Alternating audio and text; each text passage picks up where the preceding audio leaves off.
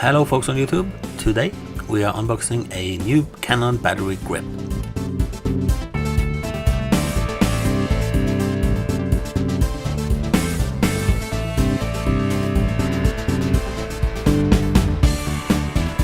After opening the box, we see that there are some manuals here.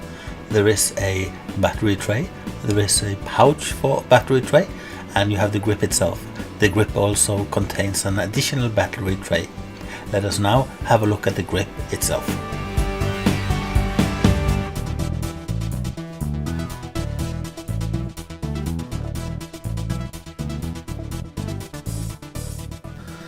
As mentioned, the grip has two battery trays, one for AA batteries and one for the original Canon batteries. We are now putting two batteries in the original tray and inserting it into the handle.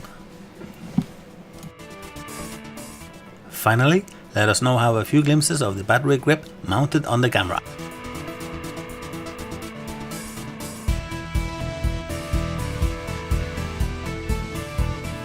As always, thank you for watching and we'll be seeing you again.